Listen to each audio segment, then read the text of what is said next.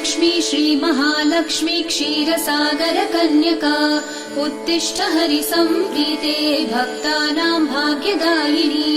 श्रीलक्ष्मी श्रीमहालक्ष्मी क्षीरसागरकन्यका उत्तिष्ठ हरिसम्प्रीते भक्तानां भाग्यदायिनी।